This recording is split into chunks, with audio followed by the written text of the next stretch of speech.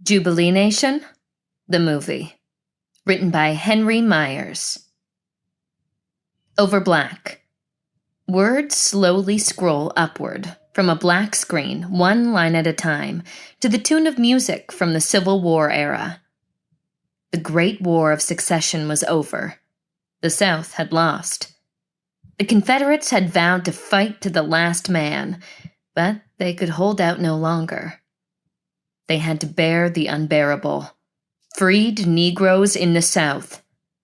What was left in its wake was a new nation. A new black nation. A Jubilee nation. Fade in.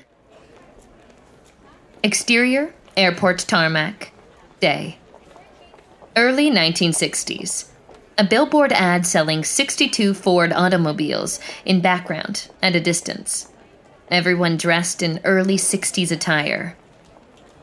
Tarmac is crowded with all-black spectators roped off from an all-black entourage, making their way to an airplane emblazoned with an apparent presidential seal. A gaggle of black reporters and photographers follow a regal-looking black dignitary, nearly 80, dark-skinned, heavy-set, with balding gray hair, surrounded by other black, important-looking VIPs. The entourage head to the plane. The crowd wave and applaud. A white attendant in servant attire follows close behind the dignitary. A white flight attendant deferentially hands out fresh hand towels to each passenger as they board. The dignitary embarks last. He turns and waves to the still cheering crowd. The plane takes off and flies over a large metropolis. Interior, aircraft main cabin. Continuous. The reporters, photographers, aides, and staff settle into their seats. In a custom-made section, the dignitary engages in relaxed conversation with several VIPs. The flight attendant serves them drinks. The plane climbs further into the sky. Interior, aircraft cockpit. A black pilot and co-pilot monitor the flight controls, casually engaging in conversation. All appears normal. Exterior, airport tarmac. The spectators watch the aircraft climb into the clouds. They continue to wave and cheer at the plane. Interior, aircraft main cabin. Everyone on board comfortably read, write, or are engaged in normal passenger forms of activity. Interior, aircraft cockpit. The pilots continue their flight duties. The flight attendant enters the cockpit and offers some coffee. The flight remains routine. Exterior, airport tarmac. The plane flies further into the distance. Suddenly, smoke begins to slowly billow from an engine seen from a distance. Full-throttled applause starts to die down as the crowd chatters and disperse. Without warning, there is a loud explosion. Everyone looks up into the sky. Someone screams in horror. The plane exploded. The crowd screams. Frozen expression of shock and horror come across their face. Plumes of smoke billows into the sky. The aircraft in flames, spirals down to the ground. Sound of sirens and flashing lights grow louder and brighter. Emergency personnel scramble to vehicles headed towards the crash. Dissolve to black screen. The din of cars, buses, and other sounds of a city coming to life are heard slowly rising to reveal. Superimpose, Atlanta, 1962. Exterior, city streets, daybreak. A hazy red sun is rising. A neon sign blinks Lucky Strike cigarettes on and off through the glazed glass window of a storefront. Superimpose, 6 months later. Series of shots of street signs seen to a backdrop of various locations. Peachtree Street, Garvey Underground, Flatiron Park, Frederick Douglass Stadium, Harriet Tubman Raceway. At each location, affluently attired African Americans are seen walking dogs, jogging, getting into cars, etc. On a main thoroughfare, buses and traffic begin to move about the city streets. The hum of car engines slowly grow louder. More and more people of African American heritage begin to appear on the streets, bustling about. They are uniformly well-dressed, with an intellectual air, reading, feverishly writing on notepads, engaged in spirited conversation, etc. Out of focus, white people dressed mainly as laborers pleasantly engage in assorted menial activities, mowing lawns, sweeping streets, loading trucks, etc. Long shot of antebellum-style building. A red, green, and black flag flies above it. It appears to be the capital of a government. Exterior, high-rise apartment building. Continuous. A high-rise apartment building in an affluent city neighborhood comes into focus, and steadily the camera pans its length. The huge sign reads, "The St. Belmont." The camera moves up to the top floor patio of a penthouse balcony with high sliding glass windows that extend its length. It is immaculately furnished with expensive 60s-style patio furniture. A white-faced jockey statue stands in a corner. Interior, penthouse, living/dining room. The camera slowly reveals an elegantly decorated great room. African art generously adorn the walls, some depicting slave and antebellum period themes. Bacon sizzles in the background. The muted sound of a television broadcasting the morning news is heard in the empty great room, dimly lit by early morning sunlight. The voice of a newscaster comes into focus. Good morning, Atlanta. Looks like another hot day this Monday, August 10th, in the capital. Hope everyone had a great weekend. Now to the news. Interior, penthouse kitchen, continuous. A pair of white hands move about preparing breakfast on a stove in the luxuriously appointed kitchen. A metal coffee maker percolates. A tiny radio quietly plays 60s big band music.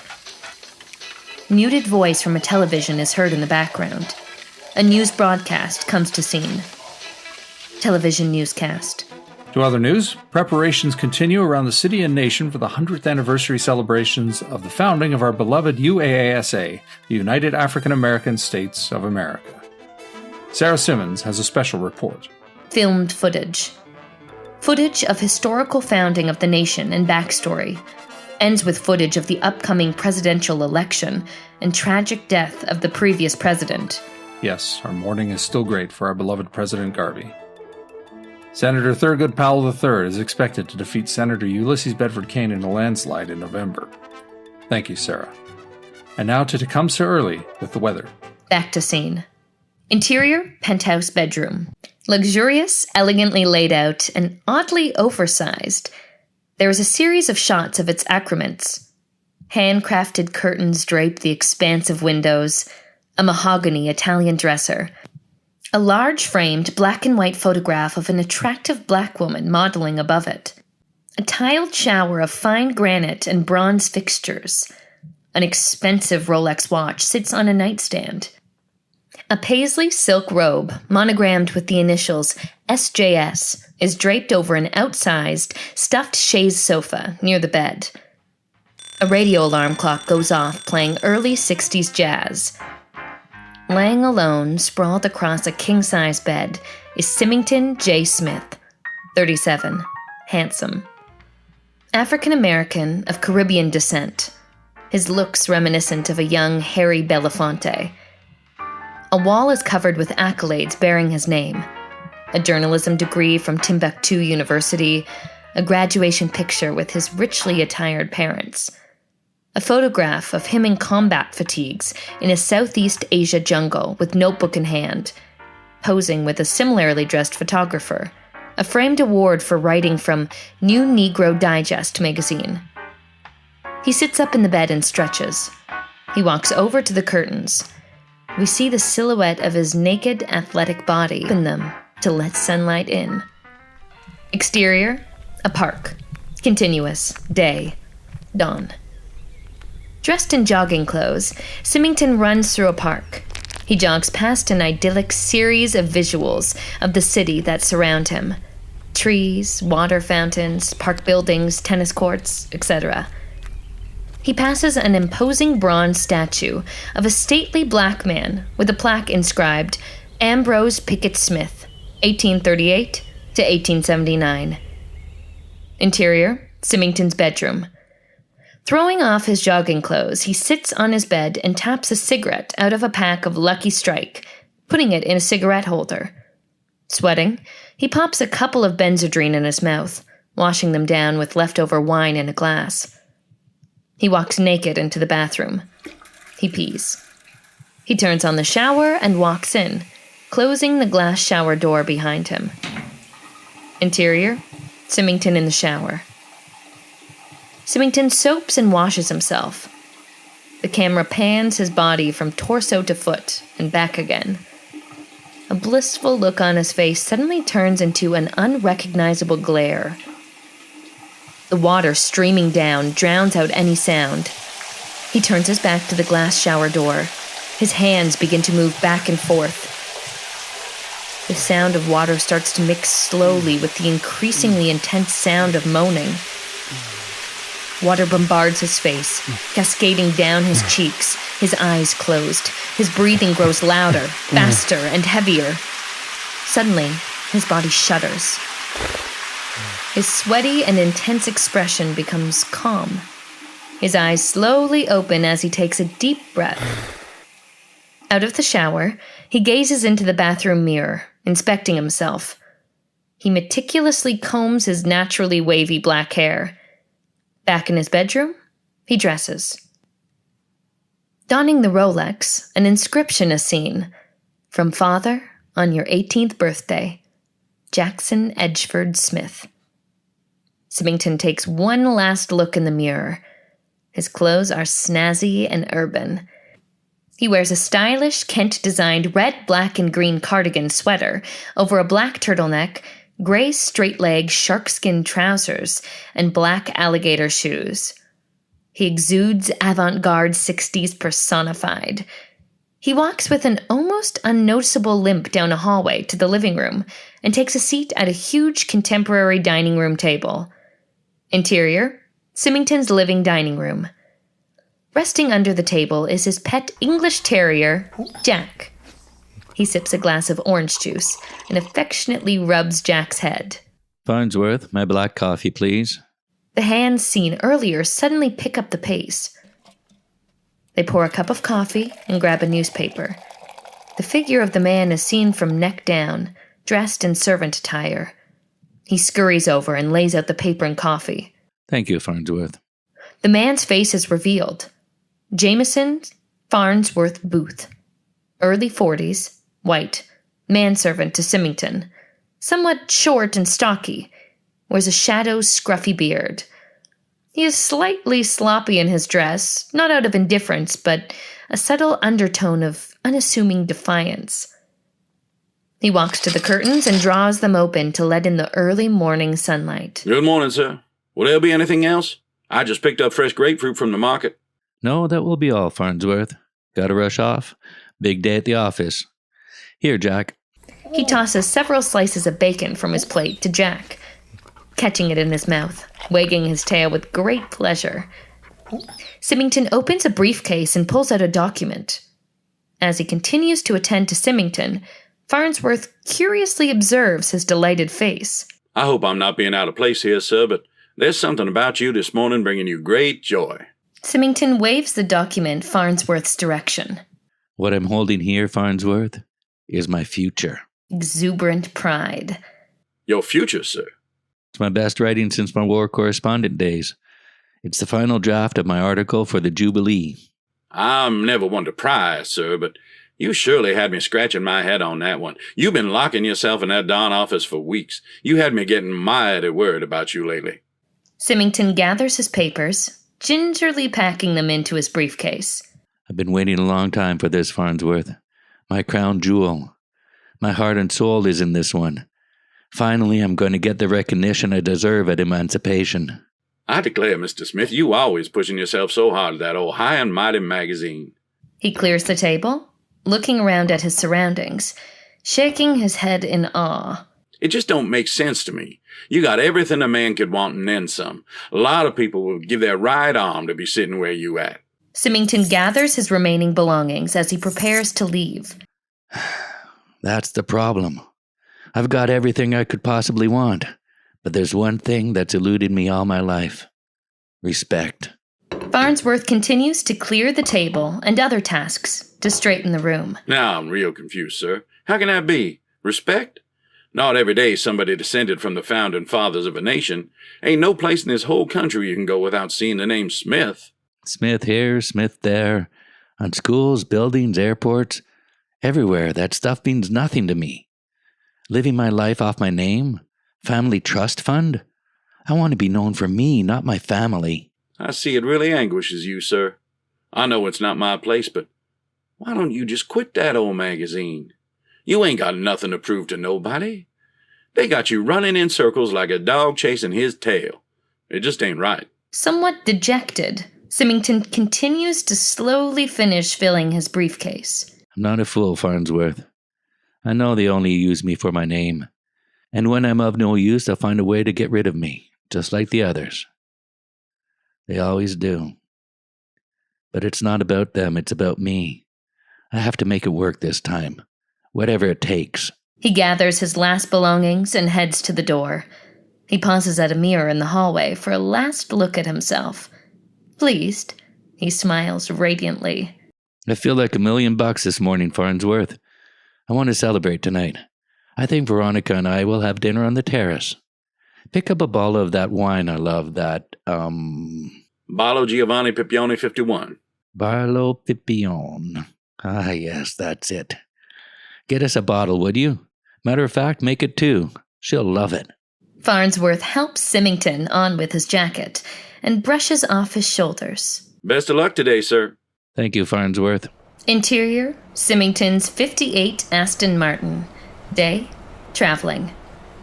Symington taps his fingers on the steering wheel to big band music on the radio. He approaches an exit sign that reads Sherman's Point. As he gets closer, he has a quick memory flash. Flash cut to interior, a dark club lounge. Night. Flashing red and black lights. Music playing. Scantily clad white women dressed in black studded leather outfits mingle with assorted types of African American men, all wearing black masks over their eyes as they drink, laugh, and fondle women. End memory flash. Interior, Symington's 58 Aston Martin, continuous. Symington sweats and his face is flushed. He grabs a handkerchief from his pocket and wipes his brow. Exterior, Atlanta City Street. Day, continuous. Farnsworth shops on a busy downtown street. It is peppered with various markets, restaurants, and retail stores. White workers in shops all cheerfully perform various menial tasks. Sweeping floors, ringing cash registers, cutting hair, etc. He runs into a group of white shoppers with bags, dressed in butler or servant-type attire. They engage in small talk. The grapefruit I got this morning was so fresh. My boss's children insist on fresh every day. Won't eat nothing else. Hey, Farnsworth, how are things with you and Mr. Smith? Everything good? Good? What you talking about good? I don't know about y'all, but I got this feeling. This country hasn't had a new president in 30 years. I do wonder if it'll be good for us or not. There ain't no need worrying about things you can't see. We know who our creator is, and he gonna make everything all right. Farnsworth waves farewell and walks down a street alone. He pulls a pamphlet from his pocket. It is for the campaign of Senator Thurgood Powell III. He stops and looks at it with a smug look on his face. Interior, Farnsworth's bedroom. Continuous. A dim Spartan room with no windows. A small bed, dresser, table, and small television. The walls are covered with framed pictures of assorted species of butterflies. Farnsworth sits at the table, illuminated by a lamp. The television plays in the background. He reaches in a drawer and pulls out an envelope. It is addressed from Claire Jenkins Booth, Southern White Enclave, No. 2, South Georgia, 24653. He reads, insert the letter. My dear boy Farney, I hopes you're doing well. Your sister's getting along good right about now. I knows under the circumstances you can't come home, but we all longing to see you, praying every day for you to come back to us. Priscilla about back to her normal self. She sleeps most nights now. Her nightmares about what happened not as bad like it was before. My dearest boy, we thank the Almighty God for you and the sacrifices you done made for us. Take care, and God bless. Signed Mom, with the imprint of a kiss. Back to scene. Teary-eyed.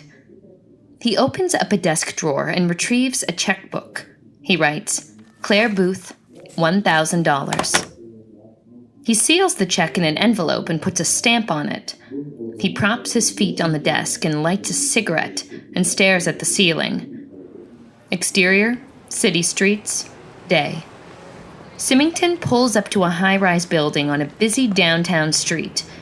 A valet comes to the car and takes his keys. He gets out and walks through the huge glass revolving doors at the entrance.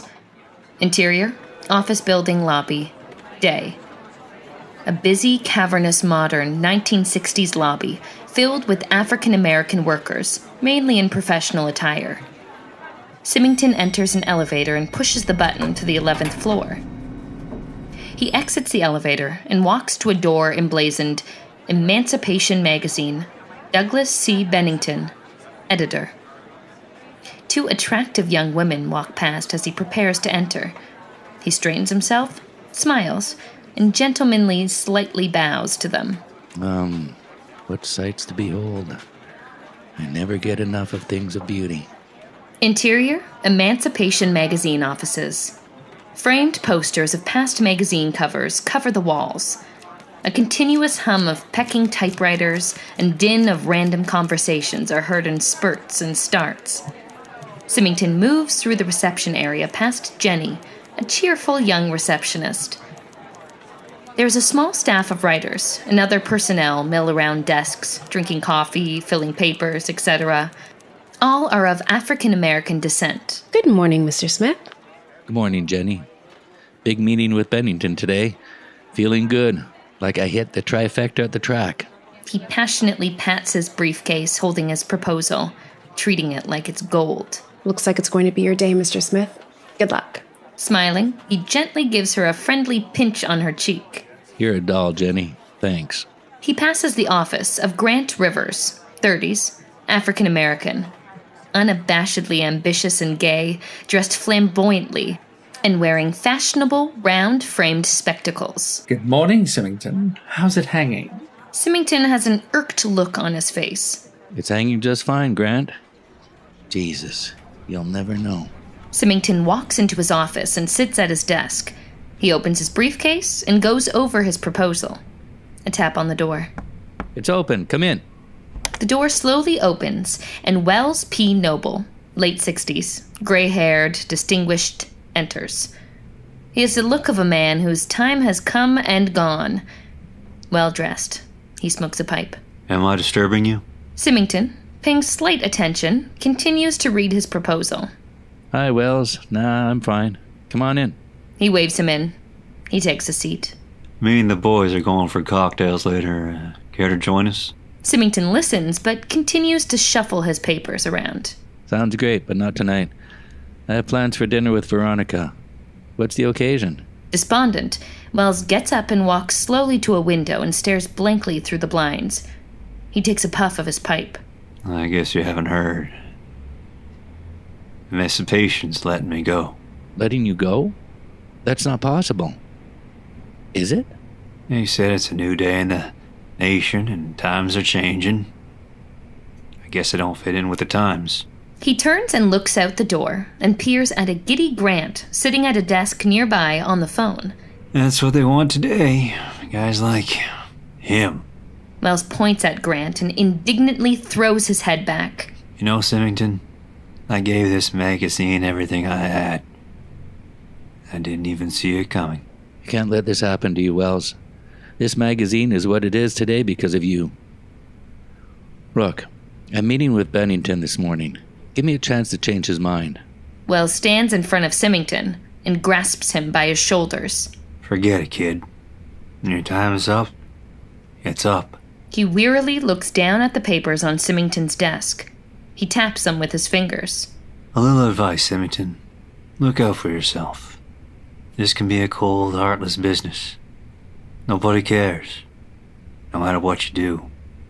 You eat yourself alive trying to prove yourself, just to find out in the end it wasn't even worth it. There was a light tap on the door. Jenny sticks her head into Symington's office.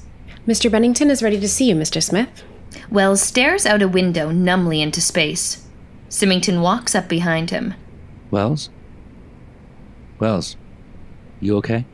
Wells weakly nods he is okay. I gotta go. He takes a deep breath, gathers his papers, and heads to Bennington's office. Passing Jenny, he pauses to compose himself and enters. Interior, Bennington's office. The office is spacious and finely appointed. A sofa, bar, huge conference table, and a large television on a corner table fill the room. A morning news show plays on the TV without volume. Douglas C. Bennington, late 50s, receding gray afro, mustache, sideburns smattered with gray, smokes a cigar. He looks as if he was once an athlete who finally said, "To hell with it." His movements are animated in nature. He sits behind an imposing mahogany desk, scattered with papers, photographs, and other items typically seen on an editor's desk. Symington confidently takes a seat in a large leather chair in front of Bennington's desk. He pulls a proposal from his briefcase. Good morning, boss. I've got the final draft of my proposal for the Jubilee article right here. Ready for my presentation? Bennington moves quickly from behind his desk and stands in front of the seated Symington. He grabs Symington's hands to stop him from proceeding. Symington, no need for me to jump around in the bushes. Forcefully, he pats Symington on the shoulder. I've decided I'm scrapping your story for the Jubilee. The confident look on Symington's face only seconds ago changes from excitement to dismay. What? I've been going over the drafts you already submitted, and frankly, Symington, your take on the Jubilee, it just ain't cutting it. Bennington reaches for a cigar and lighter from a box on his desk. He turns and lights it directly in front of Symington. It's a puff piece, son. That's not emancipation. We don't do puff pieces. Bennington blows smoke in Symington's direction, filling the room. He moves from in front of Symington, shaking his head as he sits back behind his desk. My God, Symington, it's the Jubilee. If anybody should know what that means, it should be you. This story needs more verve, sparkle, pizzazz, but still filled with lots of emotion to evoke the spirit of the occasion for the nation. I'm talking real writing, son. The office door opens, and Grant walks in. Oh, sorry, boss. Didn't know you were in a meeting. With a broad smile, he waves him in. Oh, Grant, come on in. Come on in, my boy. Symington stares at Grant. It is obvious he is not amused by his appearance, and senses something is up. Symington, Grant pitched me a great angle for the Jubilee story. He pats Grant on the shoulders, while he smugly grins like a Chelsea cat. I'm giving him a shot at it. Stunned, Symington jumps up from his chair. What? You can't do that, Mr. Bennington. It's my story. I have to have this story. He slams his proposal furiously back into his briefcase. You can't do this to me. Sorry, Symington. No doubt in my mind, Grant is the right man for the job. Symington's body trembles and seems to shift in all directions at once. Baffled what to do next, he takes a moment to gather himself. Finally, he breaks his silence. Excuse me, I have to go to the bathroom. He rises from his chair and dashes out of the office, slamming the door behind him. Bennington and Grant look on. They return to their conversation, unfazed by his tirade. Interior, men's bathroom, office. Continuous. Symington storms into a toilet cubicle. He slams the stall door shut and locks it. He flails around the stall, punching the walls in anger. Beads of sweat drip down his face. He leans against the stall door and covers his face with his hands. His hands move down from his face, and we hear him unzip his pants and raise the toilet seat. His face gyrates back and forth between rage and pleasure. Beads of sweat stream from his forehead down his contorted face. Moments later, there's a loud groan and his face becomes serene. He storms from the cubicle and rushes through the office past Jenny's desk. Interior, Emancipation Magazine, main office area. Is everything okay, Mr. Smith? Yeah, Jenny. Would you tell Mr. Douglas I had to take care of an emergency at home? He dashes out of the office into the hallway. He opens his briefcase and throws his copy of the article into a nearby trash can. He climbs onto an elevator. He rushes through the lobby and steps out onto the street.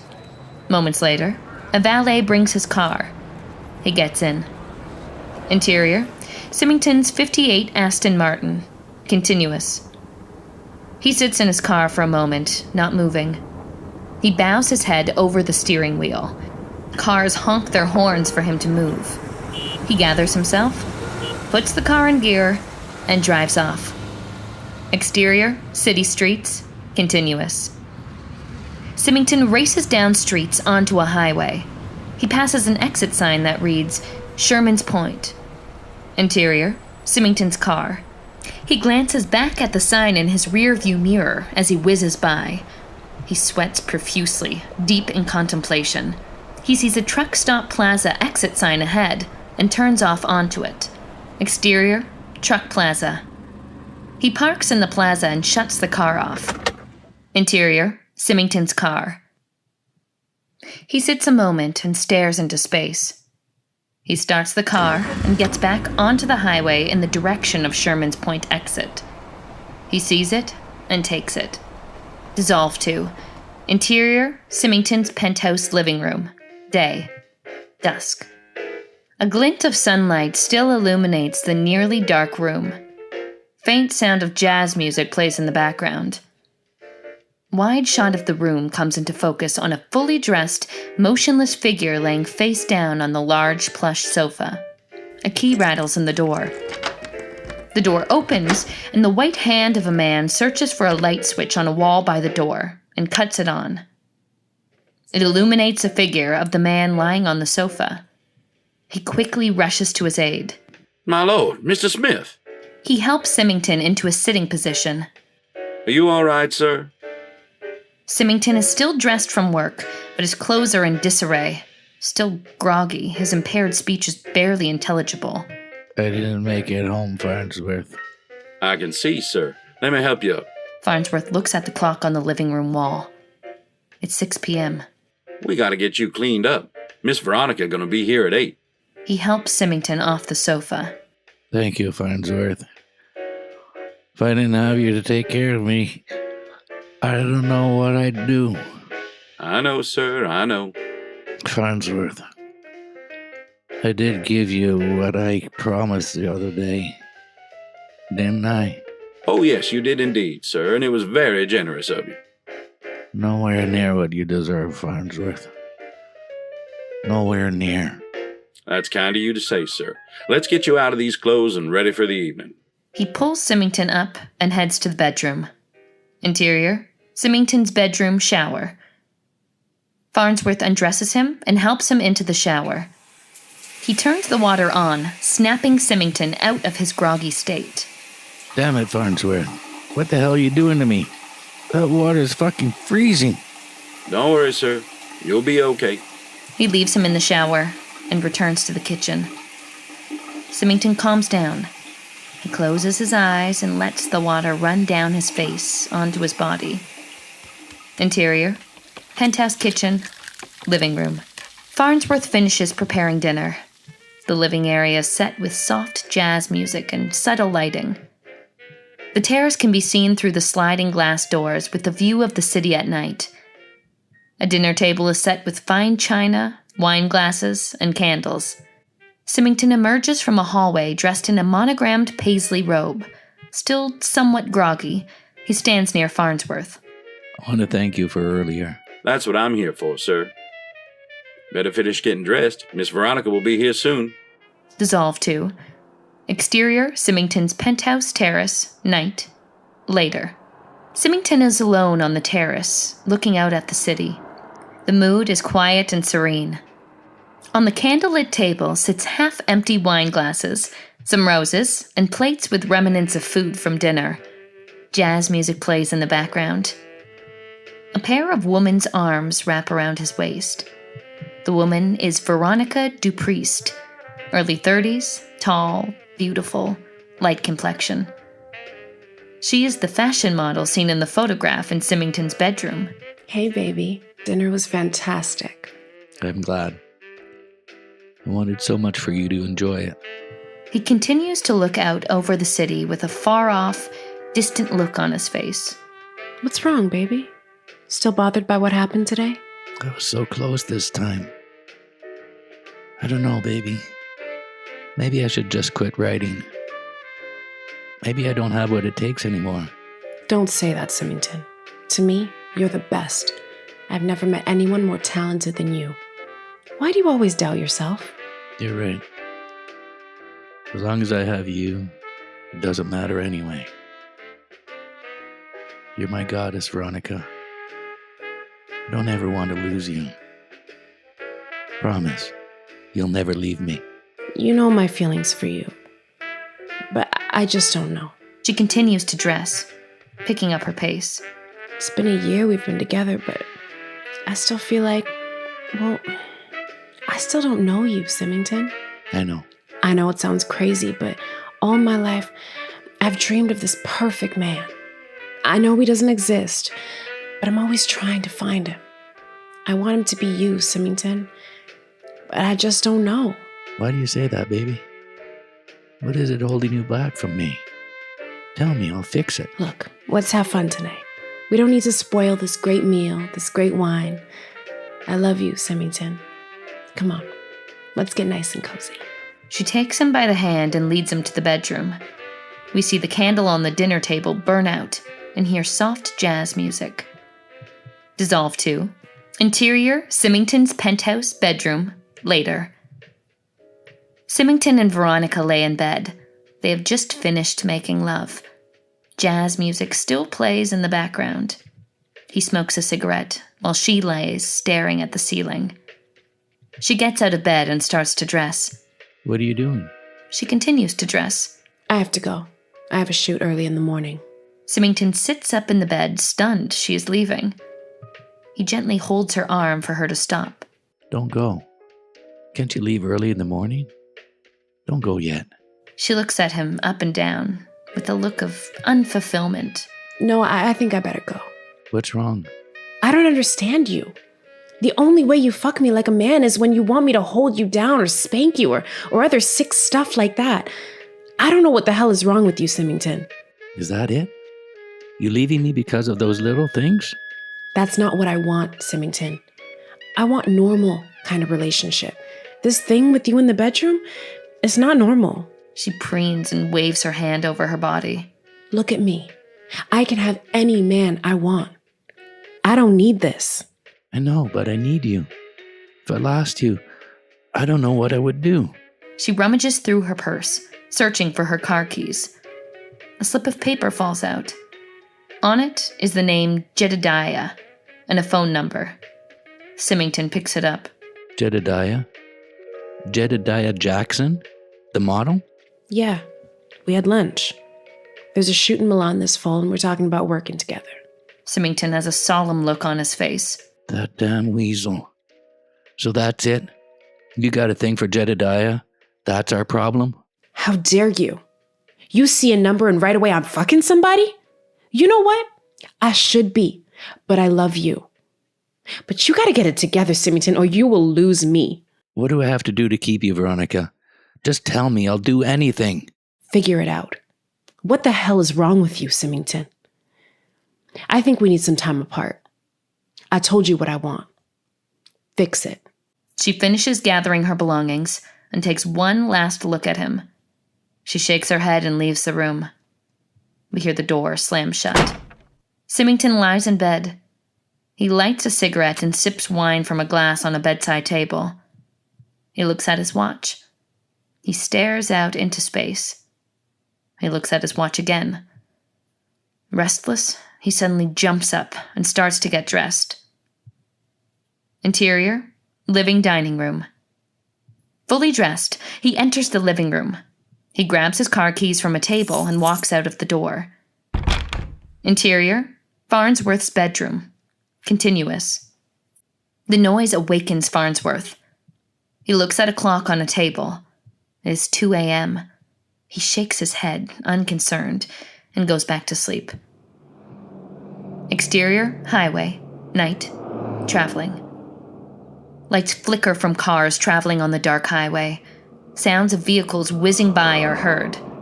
Interior, Symington's 58 Aston Martin. POV of Symington driving. His eyes peer left and right, looking for Sherman's Point exit sign. He passes several exits: Harriet Tubman Raceway, Flatiron Park, Peachtree Street. He comes upon the Sherman's Point exit and turns off. Exterior, city streets, Sherman's Point, traveling. The streets are quiet at first. Businesses closed, streets deserted, as he drives on. A welcome sign reads, "Welcome to Sherman's Point." Slowly, he starts to see more activity. Red lights and illuminated businesses come into sight. He enters a section of the city full of bars and nightclubs. He looks around for a place to park. He finds a spot and parks. Exterior, city streets, Sherman's Point. He walks several blocks, peering at different seedy establishments with names like The Beehive, Private Lotus, and Eruptions, offering various forms of adult entertainment. The doormen are all white. The patrons entering the establishments are all African American. He sees a club with a flashing neon marquee that reads, "The Velvet Beaver Lounge," offering strip shows. He walks up to the entrance. The doorman looks him over and opens the door. He points to a cover girl just inside, and Symington enters. Interior, Velvet Beaver, main bar. He walks down a dark hall with black walls spattered with obscene graffiti, lit by dim red lights. He enters a large plush lounge where scantily clad, mostly attractive black and white strippers walk the floor, dance on stages, or give men lap dances. Entranced, he grabs a seat at the bar. A bartender comes over and he orders a drink. He watches the strippers perform their routines on stages while men throw money at their feet. Sometime later, Symington watches the dancers in a trance-like state, on the floor, on the stage, as they walk past him. He sweats profusely and continues to drink. A white waitress nudges him and asks him if he wants another drink. He nods yes. Several of the strippers walking the floor come over and dance lewdly around him. Nursing his drink, and far too drunk to care, he rebuffs their sexual advances. A white stripper whispers in his ear and massages his crotch. He leers over her body and agrees to follow her. Interior, Velvet Beaver, private VIP room. She takes him by the hand to a private VIP room.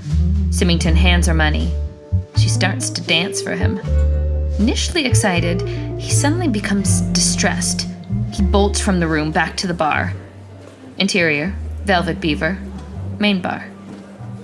A man sitting at the other end of the bar notices Symington's distressed state. He watches him for a moment, then grabs his drink and takes a seat beside him.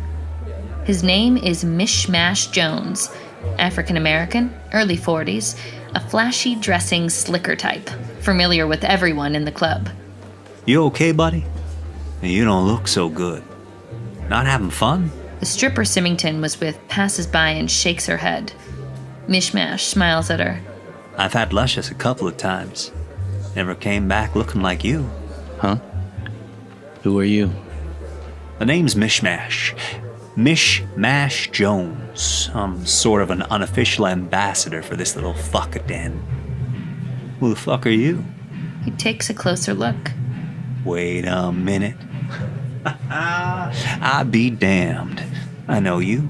You're part of that, Smith family, right? It's not something I normally broadcast, so why don't you pretend you didn't ask?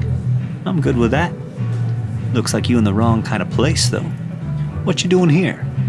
Places with caviar and champagne more your taste, ain't it? I know places like that.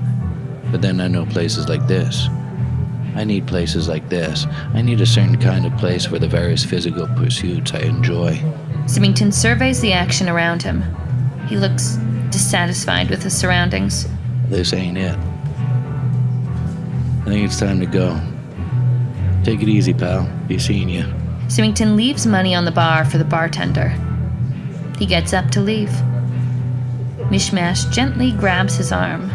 You know, before you go, I know where you can have some real fun. Here. Mishmash pulls a card from his pocket and puts it on the bar. On the card, written in big letters, is the word no. Symington looks at the card and turns it over. On the back, it reads, Club No, with a phone number. He puts the card back on the bar.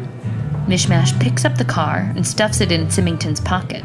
Sure, a guy like you don't want to be seen in places like this, huh? I think you might find this a little bit more to your liking. Trust me, you won't be sorry. Symington takes the card from his pocket and inspects it again. Where's the address? Don't ask questions. Just call the number. You'll find out the rest. Symington pays for his drinks and leaves. Interior. Emancipation Magazine office. Day. Typical magazine office morning activity. Cut to shots of black writers at desks typing or conversing with staff personnel, etc. Symington is gloomy and still hungover from the night before. He stares out a window deep in thought. He hears an uptick of activity outside his door. Several colleagues rush past his door in the direction of Bennington's office. Jenny sticks her head in his door. Mr. Bennington wants all the writers in his office. Now. What the hell's going on, Jenny? I don't know, but it must be something real important. Symington lifts himself up slowly from his chair. He gathers himself and trudges out the door. He runs into an unkempt and unshaven Wells in the hallway. They walk together. You know what's going on, Wells? No idea. They walk past Jenny's desk and enter Bennington's office. Bennington sits at his desk with his feet up, watching the television in the corner of the room. On the barely audible TV is Senator Powell being interviewed by a reporter. With a wide grin, Bennington lights a cigar. Assembled are his main writers: Wells, Symington, Grant, Ethan, late 30s and nerdy sort, Jacob, early 40s, sophisticated, well-dressed, and Seamus, late 30s, overweight, balding, and bespectacled. They take seats around the conference table and wait nervously for Bennington to speak. I got great news, boys. He moves from behind his desk and walks around the room. He points to the television. See who's on the TV? Senator Powell is still being interviewed by a reporter. Probably the next president of the USAAS, and guess what? They all perk up. His campaign called last night. They said they want the public to see more of the senator's softer side. They've offered emancipation and exclusive to do a profile on him. They all look at each other. Bennington continues to circle around the room behind each chair. The smoke from a cigar fills the room. I've got Grant on the Jubilee story, so Ethan, I'm putting you on the piece. You got it, boss. Oh. What is it, Ethan? Can't do it, boss. You forgot you put me on the environmental expose piece? It's gotta be out for the election issue, or we'll lose our advertising account with Mansion Coffee. Bennington scratches his head, somewhat taken aback he had forgotten. Oh yeah. Okay. You're out on this one. Seamus, I'm assigning you to the story. Bennington looks more concerned. Small beads of sweat form on his forehead, but he's sure he got it right this time. Symington, still smarting from the loss of the Jubilee story, looks on uninvolved. Got it, boss. Uh-oh. Bennington stops pacing in his tracks. What is it now? Jessica and I are going to the States for our 10th anniversary next month. I'm going to get killed if I have to cancel. Can you please give it to someone else? Bennington looks clearly irritated. Damn it. Okay. Jacob, whatever you're working on, drop it. I want you on this first thing in the morning. No excuses. Are you sure about that, boss? What am I supposed to do about the office party? Everyone is depending on me. Oh, yeah. That's right. The last thing I need, a revolt in the office. He turns his attention to Symington and Wells. He looks at Wells, unkempt, unshaven. He looks like a man defeated and on his way out. Bennington shakes his head. Reluctantly, he turns to Symington, realizing he has no choice but to... Simonton, my boy. About that little tiff yesterday, just a little, let's say professional disagreement. Bennington goes to his desk and puts out his cigar. He picks up a portfolio on Senator Powell and holds it in his hand as he speaks. Well, what do you know? A chance at a reprieve for us both. I get a chance to soothe your feelings a bit, and you get a chance to prove me wrong about that Jubilee story. Symington gives him an icy stare. A moment passes. So what do you say, Simonton? Bygones be bygones, right? Symington gets up from his chair and takes command. He's in charge now. Funny. Yesterday my writing was a piece of shit. Today I'm your golden boy. Assign me to the story or lose an exclusive. How ironic. Bennington listens sheepishly, but in an instant returns to his usual confrontational self. He lights his cigar again and gets up from his chair. I know you're a little sore, but I'll be honest with you. He blows smoke in Symington's face and wraps his arms around his shoulders. I think you're gonna fuck this up too.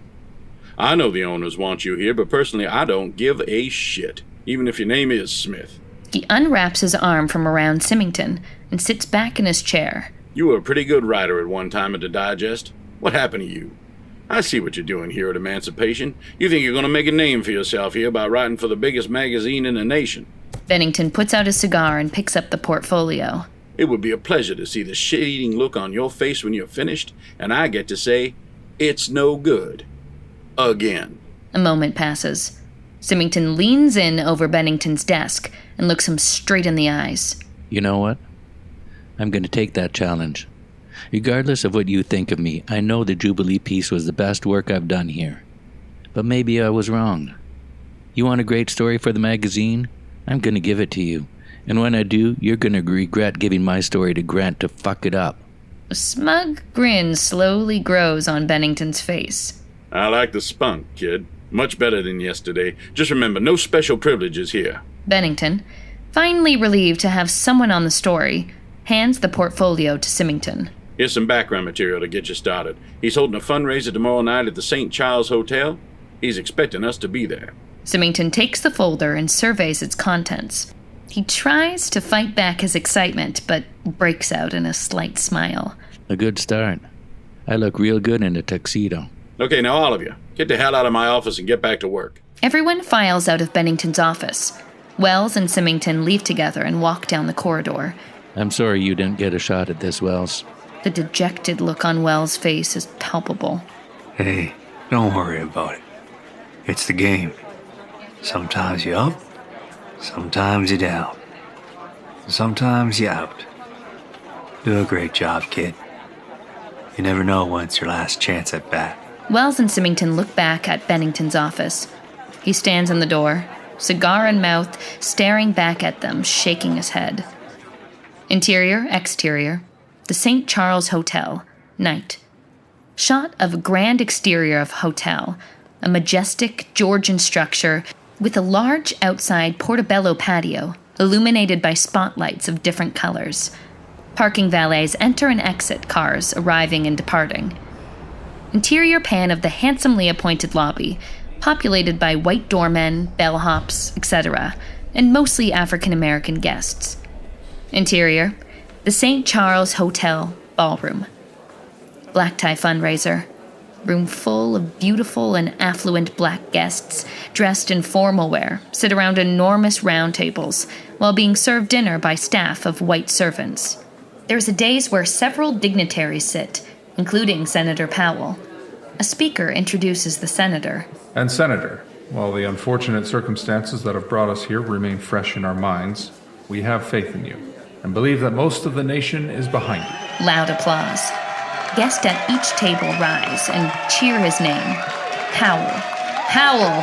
Powell! The senator looks out from his seat with a confident smile.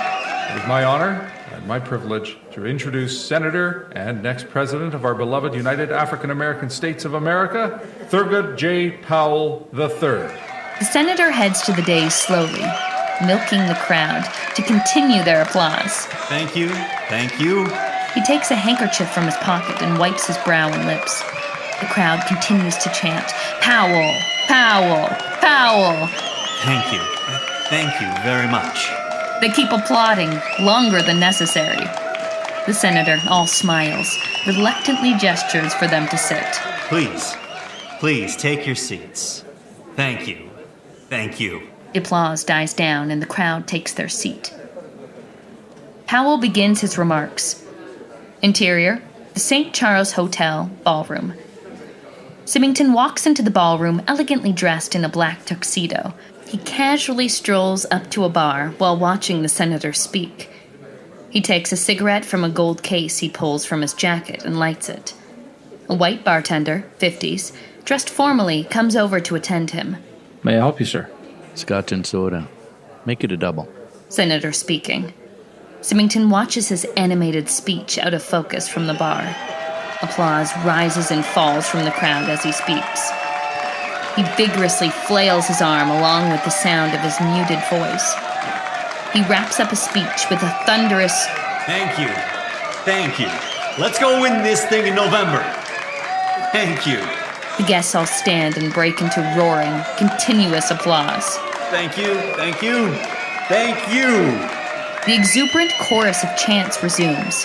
Powell! Powell! Powell! The senator waves as he exits the dais. A cadre of aides follow him, along with a security detail of formidable-looking white men wearing dark glasses. Photographers pop snapshots, while reporters jostle for the senator's attention. Symington is still at the bar watching the senator exit. The bartender comes over with a bottle of scotch and starts to pour him another drink. Scotch and soda? Yeah. The bartender wipes the bar, nodding his head approvingly. I tell you, sir, Senator Powell sure knows how to give a good speech. Symington is surprised by his enthusiasm. You like Powell? I got a good old feeling he's going to do some real good for the white race this time. The black race. Symington is taken aback by his remarks. Huh? I'm sorry, sir. Is there anything else I can get for you? Symington stares at him with a look of bewilderment. He shakes it off as if nothing was said. Senator Powell, just another empty suit to me. Ain't going to make us no difference. Symington drinks his drink and puts a 50 on the bar. I'm on my way to his room. I'm going to be tied to his hip for the next month. Really? Why are you going to do that? I write for Emancipation magazine. I'm writing a profile on him for the election. Anything you want to say I can use? The bartender contemplates for a moment. He starts to speak, but catches himself. Have a pleasant evening, sir. Symington leaves the bar area. He walks into the lobby and enters an elevator.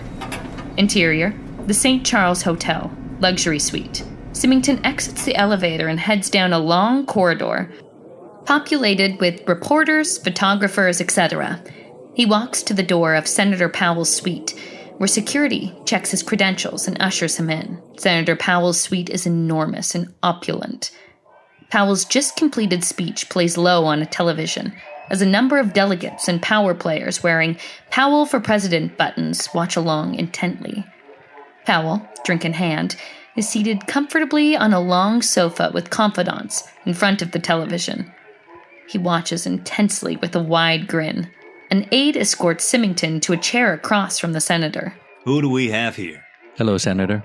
Symington Smith, Emancipation magazine. He extends his hand. Yes, I knew your father well. I heard you were at Emancipation, so you'll be doing the profile on me. Good. Powell turns his attention back to himself on the television. Welcome aboard the Powell Express, son. Rest yourself a spell. This is almost over. Somebody get Mr. Smith a drink. A waiter comes over. Scotch and soda. On the screen, the senator waves at the exuberant crowd. I love this country. And you know what? This country loves me.